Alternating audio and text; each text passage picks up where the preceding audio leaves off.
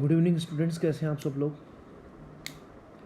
हमने कल मेरे प्रीवियस वीडियो में हमने फैराडे के नियम के बारे में बात करी थी कि किस तरीके से मात्रात्मक अध्ययन का मतलब ये है, मैं आपको उसको एक डायग्राम से मैं बताने की कोशिश करता हूँ कि ये जैसे मान लीजिए मेरा एक इलेक्ट्रोलाइटिक सेल है, इसके अंदर ये इलेक्ट्रोड लगे हुए हैं, ओके। इसके अंदर ये बैटरी है। आप पूरा डायग्राम समझिए, ये माइनस चार्ज है, ये प्लस चार्ज है। क्यों? क्योंकि ये इस प्लस टर्मिनल से जुड़ा हुआ बैटरी की और ये माइनस टर्मिनल से जुड़ा हुआ है। इसके अंदर आपने कोई भी एक इलेक्ट्रोलाइटिक सॉल्यूशन ले रखा है, वैद्युत अपघट्य इलेक्ट्रो, जैसे मान लीजिए मैं NaCl ले रखा है। अब वो एक अलग बात है कि मैं इसकी क्वालिटेटिव स्टडी करूं कि भाई Na+ पहुंचेगा या वो, तो आप इसकी गलित अवस्था में ले सकते हैं, उसको एक्वस सॉल्यूशन में ले सकते हैं। मैं यहाँ पे NaCl ही ले रहा हूँ, तो यहाँ पे मुझे दो प्रकार के आयन मिलेंगे, एक तो Na+ और एक मिलेगा Cl- आयन मिलेगा। अब आपको पता है कि ये प्लस चार्ज है, तो ये इधर जाएगा और ये वाला इधर जाएगा, बिकॉज ऑपोजिट एंड पे चार्ज होगा। तो फैराडे लॉ, ध्यान से समझना कि Faraday, what is a Faraday law. Faraday law ये कहता है कि इस बैटरी से जो धारा इधर प्रवाहित हो रही है, यहाँ पे जो धारा, या मैं कह दूं कि इलेक्ट्रिसिटी जो प्रवाहित हो रही है, जिसको अपन कह सकते हैं वैद्युत जो प्रवाहित हो रही है यहाँ पे, वो जो वैद्युत है, या मैं कह दूं उसको Q से प्रेजेंट करूंगा। किससे प्रेजेंट करूंगा? मैं Q से प्रेजेंट करूंगा। इसको मैं किससे प्रेजेंट करूंगा? Q से प्रेजेंट करूंगा। ये जो Q जितनी इसमें प्रवाहित हो रही है, उससे Na+ और Cl- कितनी मात्रा में इसमें डिपॉजिट होंगे। कौन डिपॉजिट होगा वो अपन पहले बात कर चुके हैं, वो तो मैंने इससे पहले मैंने बता दिया। डिपॉजिट कितनी मात्रा में होगा, तो अपन ने फैराडे के नियम के अकॉर्डिंग आपने देखा था कि फैराडे ये कहता है कि W is directly proportional to Q। W is directly proportional to, W का मतलब है कि कितनी मात्रा में वह इलेक्ट्रोलाइट, या वो जो इलेक्ट्रोलाइट के पार्ट्स हैं, सोडियम या क्लोराइड, वो डिपॉजिट होंगे। वो इस बात पर निर्भर करता है कि आपने बैटरी से धारा कितनी प्रवाहित करी है। धारा मैं बार बार इसलिए बोल रहा हूँ, एग्जैक्ट वर्ड तो इलेक्ट्रिसिटी होगा, because electricity is equal to Q is equal to होता है IT। क्या होता है? IT। इस तरीके से कितनी धारा कितने समय तक प्रवाहित की जाती है, उन दोनों का जो गुणनफल है, जो दोनों का कि जो मल्टीप्लिकेशन है, वो किसके बराबर होता है? Q के बराबर होता है। तो जितनी मात्रा में विद्युत यहाँ बैटरी से प्रवाहित होगी, उतनी उसके अनुसार, उसके समानुपाती में ही W वहाँ पे डिपॉजिट हो जाता है। W होता है उस धातु की मात्रा ग्रामों में। धातु की मात्रा जो है ग्राम में, ये W है। ये कौन है? W है, धातु की मात्रा ग्राम में। अब बात ये आती है कि जब मैं इस प्रोपोर्शनलिटी को हटाता हूं तो एक कांस्टेंट आता है, इसको Z कहते हैं, और Q की वैल्यू आपको पता है, अभी मैंने लिख दी I और T। तो ये आपको सबको लोग पता लग गया कि W is equal to ZIT होता है। W is equal to ZIT होता है। अब बात ये आती है कि T क्या है, ये मुझे पता लग गया, सेकेंड्स टाइम। I का मतलब मुझे पता लग गया एम्पियर। W का मतलब मुझे पता है कि धातु की मात्रा कितनी ग्राम इसमें डिपॉजिट हुई, इलेक्ट्रोड के ऊपर डिपॉजिट हुई। अगर वो सॉलिड होगा तो इलेक्ट्रोड पे चिपक जाएगा, गैसेस होगा तो वो वहाँ से लिबरेट हो जाएगा। अब बात आती है इस Z की। किसकी बात आती है? इस Z की, कि व्हाट इज दिस Z, ये Z क्या है। अब ये Z क्या है, इसके ऊपर डिपेंड करता है कि इससे हम बता लेते हैं। Z एक इलेक्ट्रोकेमिकल इक्विवेलेंस है, वैद्युत रासायनिक तुल्यांक है। तुल्यांक का मतलब जैसे मुझे पता है कि 1 किलोग्राम बराबर 1000 ग्राम होता है, ये तुल्यांक है। ये मतलब अपने को, सॉरी, इसको मैं, इसका मतलब ये है, जैसे मुझे पता है कि 1 किलोग्राम बराबर 1000 ग्राम होता है, तो ये फिक्स है। उसी तरीके से हमें ये देखना है कि कितनी धारा प्रवाहित करने पर कितना मात्रा में ग्राम में वो धातु डिपॉजिट होगा। ये किसने बताया था? फैराडे ने बताया था। जिस प्रकार से 1 किलोग्राम बराबर 1000 ग्राम होता है, वैसे मुझे ये पता करना है कि कितना W डिपॉजिट होगा जब कितनी मात्रा में Q हो जाए। जैसे किलोग्राम में इतने ग्राम होते हैं, वैसे मुझे ये पता लगना चाहिए कि Q के अंदर कितना W डिपॉजिट होगा। ये सारी चीज़ें मुझे यहाँ पे देखनी होंगी। समझ में आ रहा है? इस तरीके से मुझे ये बता करना है। तो इसके लिए सबसे पहले आप समझिए कि क्या हो रहा है इसके अंदर। सारी चीज़ों को अपन समझते हैं। देखिए, इसके अंदर मैं वापस से आपके बात कर रहा हूँ। देखिए, ध्यान देंगे कि यहाँ से बैटरी से जो विद्युत प्रवाहित हो रही है वो एक्चुअली उसको मैं ये कह सकता हूँ कि सपोज कीजिए कि यहाँ पे जब ये प्लस आयन आकर के डिपॉजिट होगा या इसके ऊपर जाएगा, या मैं कह दूँ ये इस पे जाएगा, ये सारा का सारा खेल तो इलेक्ट्रॉनों का ही है ना। किसका खेल है ये? सारा का सारा इलेक्ट्रॉनों का खेल है। इसको आप समझिए किस तरीके से अपन बात कर सकते हैं। सारा का सारा खेल इसमें इलेक्ट्रॉनों का। इलेक्ट्रॉनों का कैसे? आप देख सकते हैं कि जब सोडियम आयन होगा वो रिडक्शन शो करेगा। क्या शो करेगा? रिडक्शन शो करेगा। कैसे? जैसे सोडियम आयन है, एक इलेक्ट्रॉन लेगा और क्या बना देगा? सोडियम बना देगा। ठीक है। ऐसे ही Cl माइनस है, वो एक इलेक्ट्रॉन त्यागेगा प्लस 1 इलेक्ट्रॉन और क्या बना देगा? Half Cl2 gas plus 1 electron. इस तरीके से तो ये सारा का सारा खेल इलेक्ट्रॉनों का। ये इलेक्ट्रॉन ना सोडियम को मिले इसलिए सोडियम धातु बन गया, Cl में से इलेक्ट्रॉन निकली इसलिए Cl2 क्या बन गई? गैस बन गई। क्या बन गई? गैस बन गई। और ये क्या बन गया? सॉलिड बन गया। तो सारा का सारा गेम जो है इसके अंदर वो किसका है? इलेक्ट्रॉन्स का। तो सपोज कीजिए कि इस बैटरी से, ध्यान से समझना भैया, इंपॉर्टेंट बात बताने जा रहा हूं आपको मैं, कि इस बैटरी से सपोज कीजिए जो विद्युत निकल रही है उस विद्युत से सपोज करो, क्योंकि आपको पता है कि कंडक्टेंस दो टाइप की होती है, एक तो आयनिक कंडक्टेंस और एक क्या होती है? Electronic conductance. आप सब लोगों को पता है।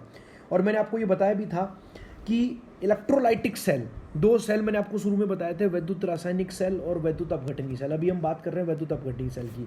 हमारे को इलेक्ट्रोकेमिस्ट्री बहुत डिटेल में पढ़नी है, तो इसलिए मैं ये कह सकता हूँ कि अभी मैंने शुरू करी थी वैद्युत अपघटनी चालकता या वैद्युत अपघटनी सेल में अभी पढ़ा रहा हूँ। उसके बाद में वैद्युत रासायनिक सेल की बात करेंगे। दोनों में डिफरेंस क्या था कि वैद्युत अपघटनी जो सेल हैं वो क्या करते हैं? विद्युत धारा को रासायनिक ऊर्जा में कन्वर्ट करते हैं, और वैद्युत रासायनिक सेल क्या करते हैं? रासायनिक ऊर्जा को विद्युत ऊर्जा में परिवर्तित करते हैं। तो वैद्युत ऊर्जा किसकी वजह से आ रही है? इलेक्ट्रॉनों की वजह से। मतलब यहाँ से जो क्यू निकल रहा है नीचे की तरफ, वो क्यू क्या दे रहा है? अपने को इलेक्ट्रॉन दे रहा है। कितना दे रहा है? इलेक्ट्रॉन के रूप में प्रोड्यूस कर रहा है, कि इलेक्ट्रॉन की वजह से यहाँ पे धारा आ रही है।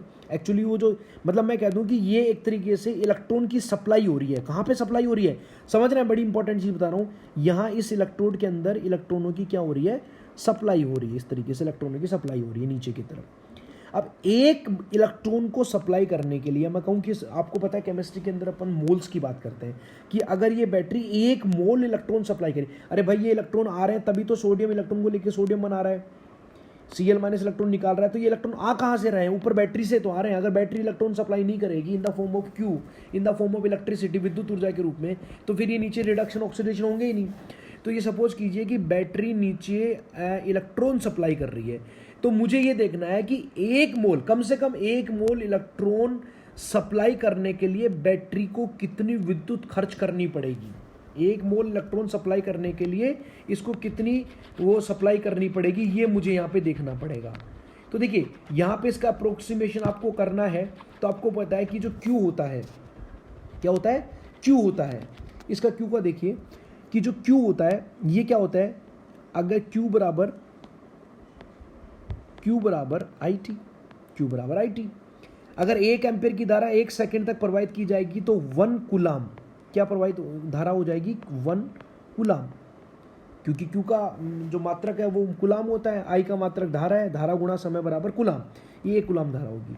तो अब बात ये आती है कि मुझे ये देखना है कि 1 मोल इलेक्ट्रॉन सप्लाई करने के लिए कितना कूलाम इस बैटरी को नीचे डालना पड़ेगा। इस बैटरी को नीचे डालना पड़ेगा। देखिए आप देख सकते हैं कैसे। मैं इसको एक बार समझाता हूं कि 1 इलेक्ट्रॉन बराबर, सब लोगों को पता है 1.6 इंटू 10⁻⁻19 कूलाम होता है। अब 1 मोल इलेक्ट्रॉन होंगे। आपको अभी मैं इसको देखो, मैं एक एग्जांपल से भी समझा सकता हूँ।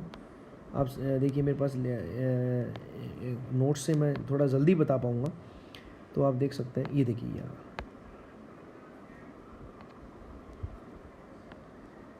आप देख सकते हैं इसको, ये देखिए। ध्यान देंगे सब लोग। ये देखिए 1 इलेक्ट्रॉन पे चार्ज कितना है? 1 इलेक्ट्रॉन के ऊपर चार्ज है 1.60 इंटू 10⁻⁻19 कूलाम, आपके सामने है। ध्यान देना भैया सब लोग। उसके बाद में मैंने क्या कहा कि उस सेल में मुझे 1 मोल इलेक्ट्रॉन सप्लाई करने हैं, तो मुझे कितनी धारा खर्च करनी है, कितना विद्युत खर्च करना पड़ेगा उस सेल के अंदर डालने के लिए। तो 1 इलेक्ट्रॉन बराबर कितना कूलम है, 1.6 × 10⁻19।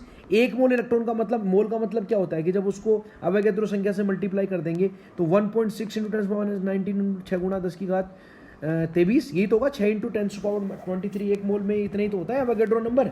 इसको मल्टीप्लाई कर दिया तो 96,500 कूलम आ गए। 96,500 कूलम आ गए। इसका मतलब ये हो गया कि मुझे उस सेल के अंदर 1 मोल इलेक्ट्रॉन नीचे सप्लाई करने के लिए, जो वो क्या करेंगे, वो इलेक्ट्रॉन किसके लिए उत्तरदायी हैं, जो कि कैथोड के ऊपर अपचयन करेंगे और एनोड के ऊपर ऑक्सीकरण करेंगे। तो मुझे 1 मोल इलेक्ट्रॉन सप्लाई, मतलब 1 मोल इलेक्ट्रॉन सप्लाई करने के लिए मुझे नीचे कितने कूलम डालने पड़ेंगे, 96,500 कूलम डालने पड़ेंगे। और ये कौन डालेगा, ये डालेगी आपकी बैटरी। कौन डालेगी, ये बैटरी। कौन डालेगी, ये बैटरी डालेगी। तो कहने का मतलब मुझे बैटरी से इतने कूलम धारा प्रवाहित करनी पड़ेगी। और इतने कूलम का एक, जैसे मैं कहूँ कि भाई मेरे पास में 1000 ग्राम आए, अब मैं उसको 1000 ग्राम बोलूँ या 1 किलोग्राम बोलूँ, वैसे ही 96,500 कूलम, क्योंकि ये सारी गणित किसने करी थी, मैथमेटिक्स किसने करी थी, फैराडे ने। तो उसके सम्मान में इसका नाम दे दिया गया कि इतने कूलम को कितने के बराबर माना जाएगा, 1 फैराडे के बराबर माना जाएगा। किसके बराबर माना जाएगा, 1 फैराडे के बराबर उसको माना जाएगा। तो कहने का मतलब ये हो गया कि 1 मोल इलेक्ट्रॉन सप्लाई करने के लिए मुझे 1 फैराडे विद्युत उस सेल के अंदर प्रवाहित करनी पड़ेगी, उस सेल के अंदर प्रवाहित करनी पड़ेगी। और ये जो जेड कहता है, जेड ये कहता है कि 1 फैराडे अगर आप उसके अंदर विद्युत प्रवाहित करोगे तो उस धातु का, चाहे वो धातु कैसी भी हो, उस धातु का एक इक्विवेलेंट उसके ऊपर डिपॉजिट हो जाएगा। One equivalent. देखो मैं इसको समझाता हूं आप लोगों को क्या है। 1 इक्विवेलेंट मतलब 1 Faraday is equal to 1 equivalent. ये बहुत ही इंपॉर्टेंट इक्वेशन है। 1 Faraday is equal to 1 equivalent.